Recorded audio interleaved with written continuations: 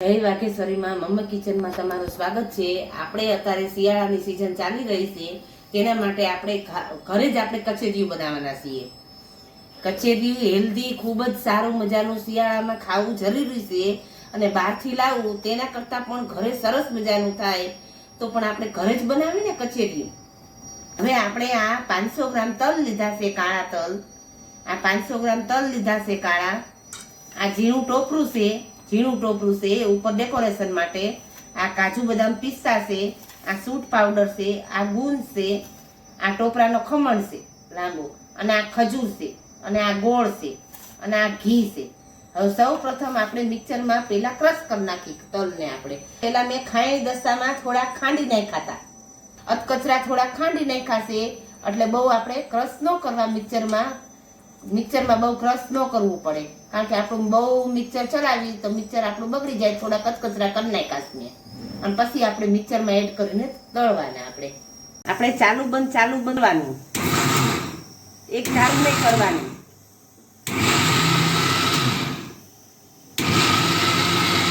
હવે આપણે આમાં થોડી ખજૂર એડ કરી દઈએ, એટલે ખજૂર હારે દળવામાં દળાઈ જાય આપણી ખજૂર।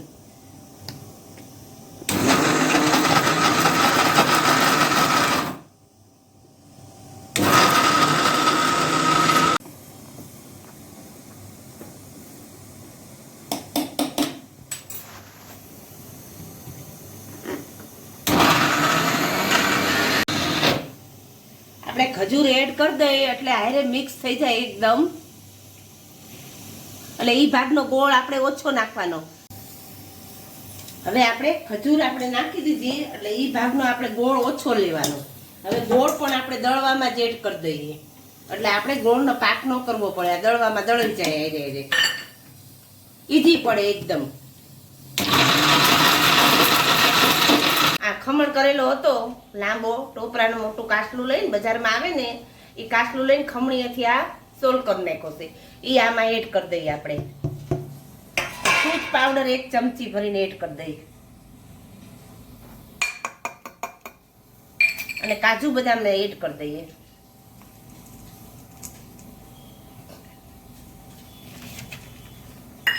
હવે આપણે ગુંદ તળી નાખીએ। થઈ ગયું છે, જોઈએ આપણે ગુંદ। હા, થઈ ગયું છે। હવે ગેસ ધીમો કરી નાખીએ, થોડો ગુંદ આપણે એડ કરતા જઈએ।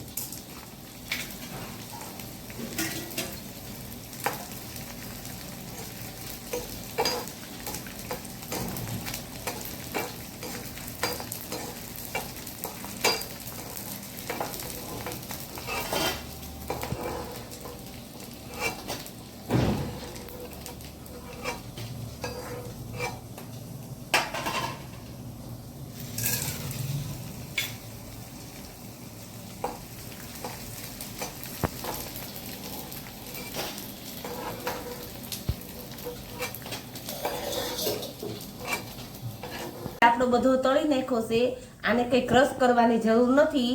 વાટકીએથી આ આખો નાખી તો સરસ લાગે, એટલે આપણે બધો ગુંદ પણ એડ કરી દઈએ આમાં। પહેલા આપણે ચમચા વાટે હલાવી, પછી હાથેથી જ હલાવવું પડશે।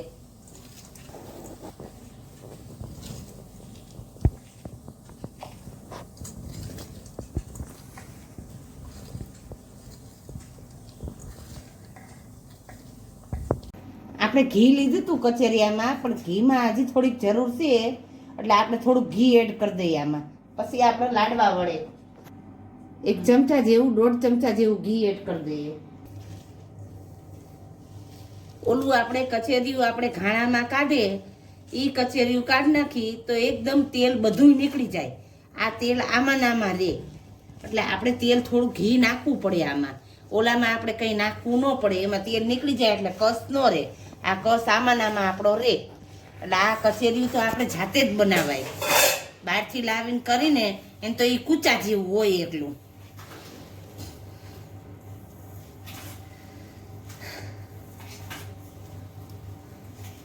ઘરે બહુ સરસ થાય કચેરિયું।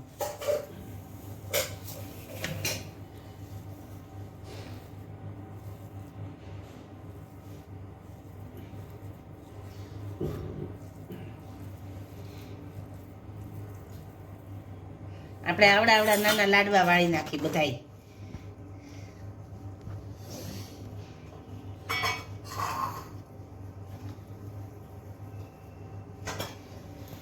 હવે આપણા લાડવા બધા વળી ગયા છે. હવે આના ઉપર આપણે ટોપરાને ખમણ લગાડી દઈએ. આપણે એક આ બાઉલમાં કાઢી આવી રીતના બધા કરી નાખી.